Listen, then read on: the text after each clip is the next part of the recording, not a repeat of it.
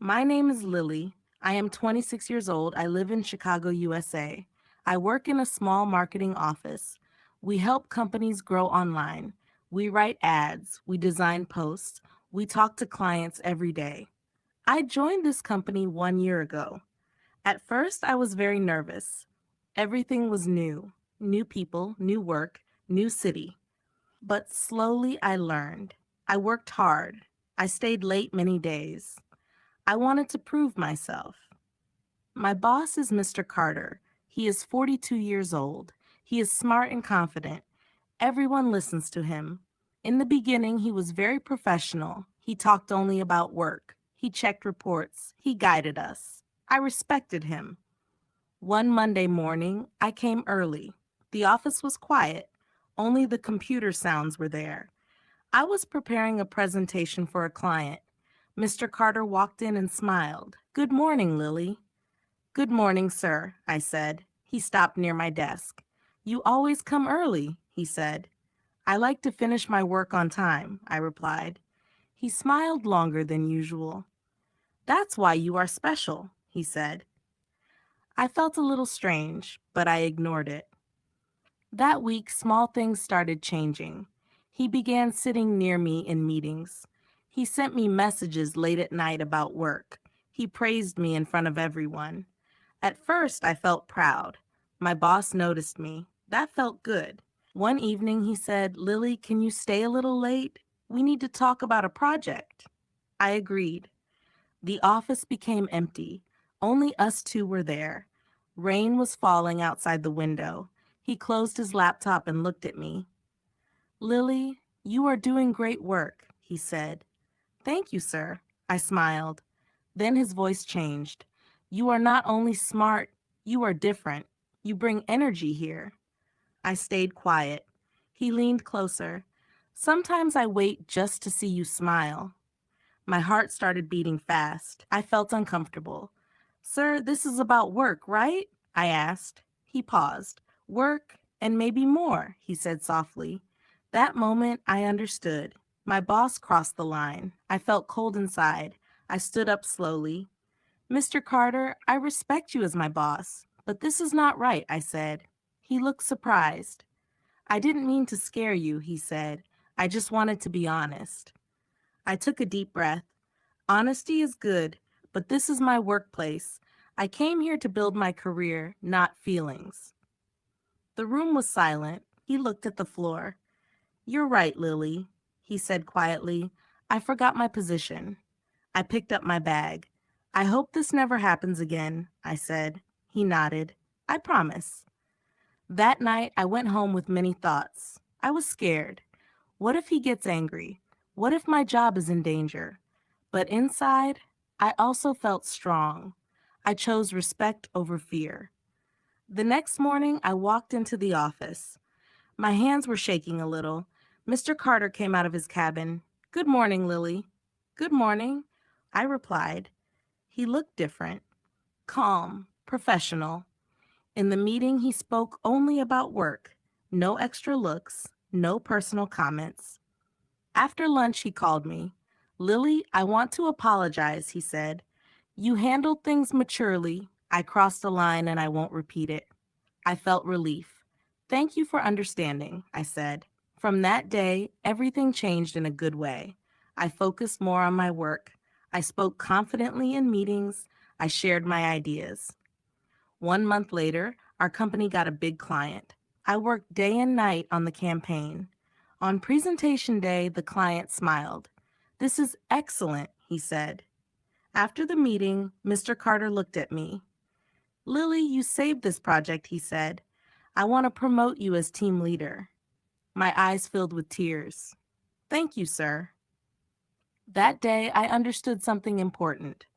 Sometimes life tests us. Sometimes people cross lines. But when we stand strong, we grow. I did not lose my job. I did not lose respect. I gained confidence. I went home smiling, not because my boss wanted me, but because I finally believed in myself, and that was my real success. My name is Lily, and this is what happened after that day. After Mr. Carter apologized, Things slowly became normal. The office felt calm again. People laughed during breaks. Phones rang. Keyboards clicked. Life went on. But inside me, something had changed. Before I was quiet. Before I only listened. Now I started speaking.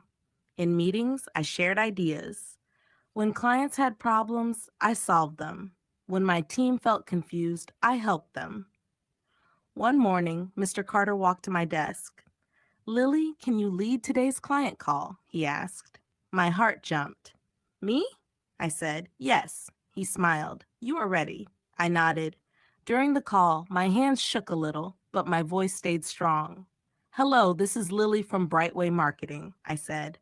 The client asked many questions: budget, ads, timing, results.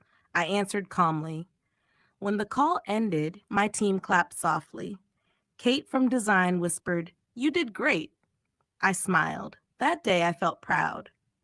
One evening, while leaving, a young girl stopped me near the elevator. Her name was Emma. She was new in the office. "Lily, can I talk to you?" she asked. "Of course," I said. She looked nervous. "Mr. Carter makes me uncomfortable sometimes," she said quietly. "He stares. He sends late messages. I don't know what to do." My heart became heavy. I remembered my own night in the empty office. I held her hand. "You're not alone," I said. "You don't have to stay silent." She looked at me. "But what if I lose my job?" she asked. I shook my head. Respect is more important than fear, and if you speak smartly, things change. The next day, I helped Emma write a professional message to Mr. Carter. Clear, calm, respectful. She sent it. Later, she came running to me. "He apologized," she smiled. "He said he didn't realize and promised to stay professional." Emma's eyes had peace. I felt something warm in my heart.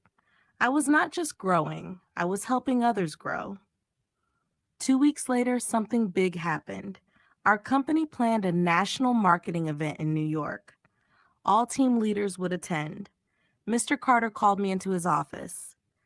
"Lily, I want you to represent our branch," he said. I froze. "Me? In New York?" "Yes," he said.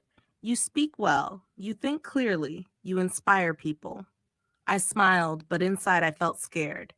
I had never spoken on a big stage before. That night, I practiced at home, in front of the mirror, with my laptop, with my notebook.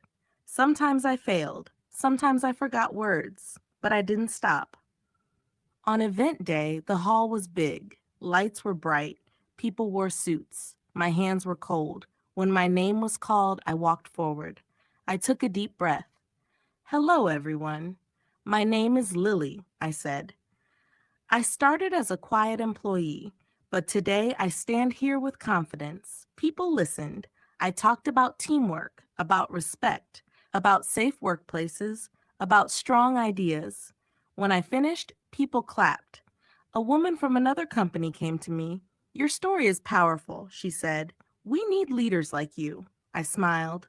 That night, in my hotel room, I looked out the window. Chicago felt far away, but my dreams felt close. Back at the office, everyone welcomed me. "You are famous now," Emma laughed. Mr. Carter smiled. "You surprised us, Lily," he said, in a good way. 3 months later, I got another surprise. HR called me.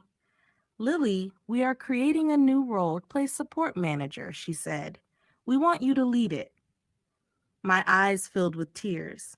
This job was not only about ads, it was about people, safety, respect. I accepted. That evening, I walked out of the office slowly. The same door, the same street, but a different Lily. Before, I was scared when my boss crossed the line. Now I help make sure no one crosses it again. Life didn't give me a love story. It gave me a stronger story. A story of courage, a story of voice, a story of growth.